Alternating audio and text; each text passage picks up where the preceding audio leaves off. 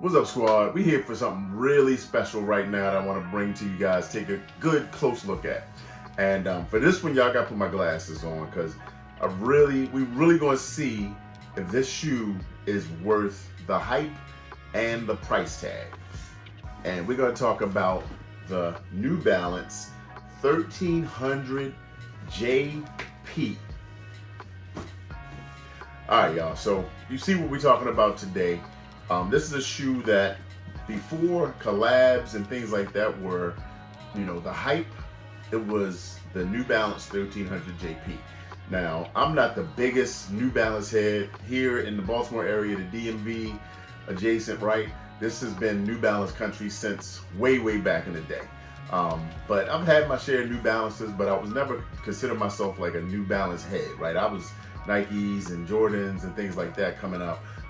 But the 1300 JP has a lot of history and a lot of craftsmanship we're going to talk about and a hefty price tag. And I'll talk about the history, but before we unpack all that, make sure you hit that notification bell. All right, so let's get right into it.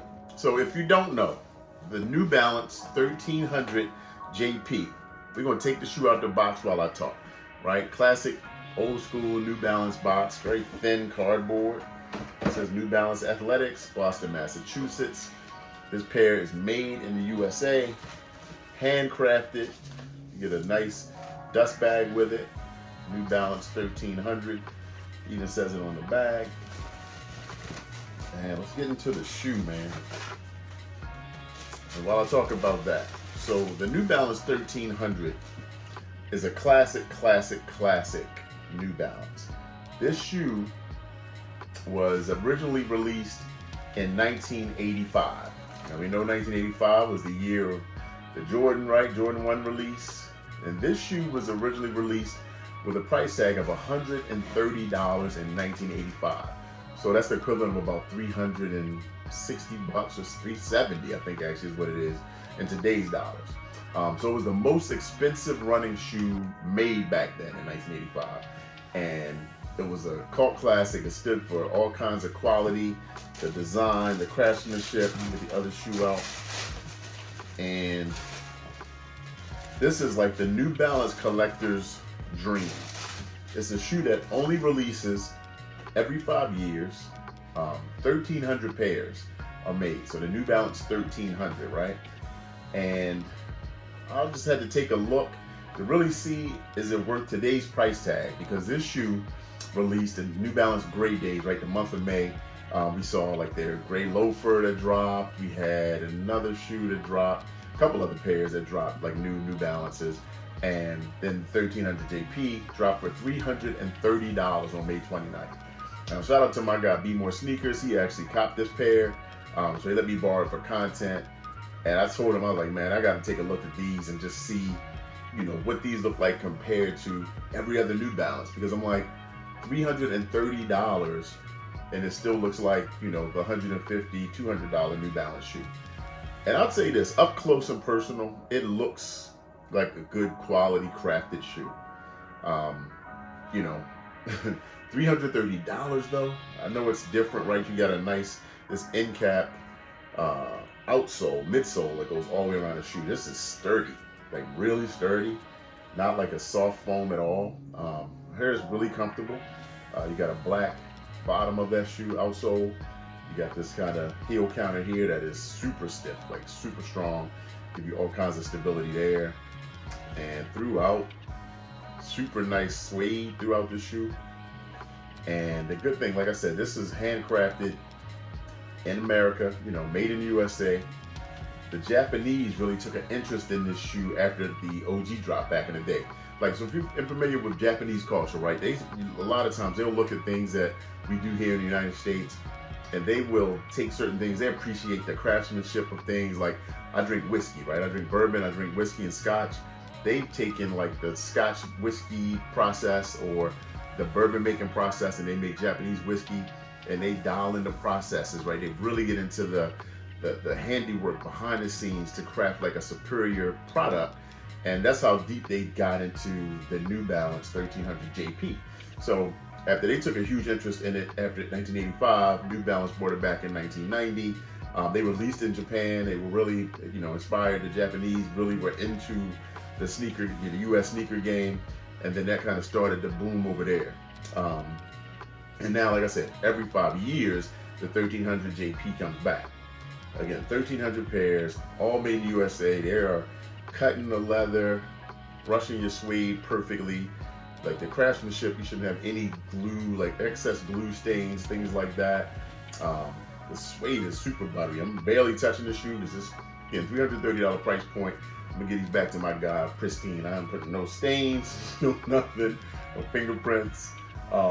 It's a nice shoe, man, like nice shoe. And this is one, if you see somebody with these on, you know it's somebody that really appreciates New Balance, quality craftsmanship, and just the culture in general of New Balance, right? New Balance started the gray sneaker trend back in 1985, the gray runner, right? You could run and it was color the streets, you could get dirt on it, the asphalt, whatever, run in the rain, and it just kind of hid all kinds of damage and dirt. I don't know about this one, but some of the other ones, the more mesh overall, but the dark gray just kind of, this one would show up because this is light. But anyway, dope shoe, man. I want to know what y'all think. Looking at it up close, is it worth $330, even if it's made in the United States, right, by American hands? So then that brings another question, right? All this painstaking hard work to handcraft and build this shoe, stitching, everything, the detailing on it is really nice and it's beautiful. It's all done perfectly throughout the shoe. But shouldn't we be getting this kind of quality on all the shoes we buy, right? Unless you're buying like $100 Dunk, we're paying $225, $250. I'm not talking about resale, but just retail prices. Like, we should always get that kind of quality. It shouldn't be reserved for like this one-off that now that you pay special attention to building it, you're gonna charge us $330. That's my opinion.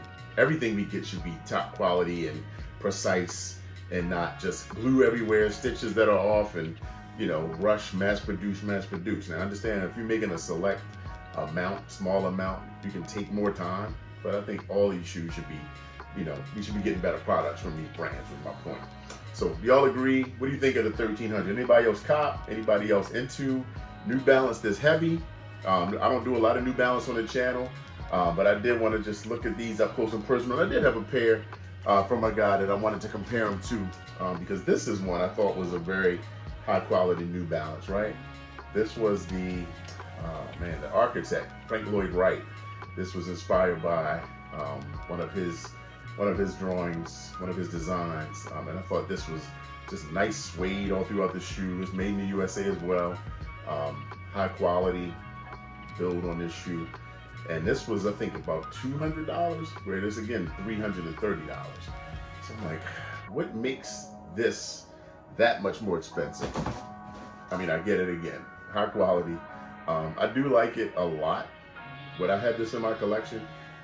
I would put this in my collection. This is one where, nice pair of khakis. In the fall, you walk in, you got like a nice overcoat. Nice weather though, because you're not wearing these in the rain. I would definitely add one of these to the collection now that I'm looking at them close up. I didn't chase these at all. I wasn't after them. I saw that price tag and said, yeah, right. But definitely a different, change from all the other things in my collection. So, dope pair. Let me know again what y'all think. Quality craftsmanship. Did you cop? Are you after a pair of these? They have some, check the secondary for like the 20 pair, 2015s and so forth.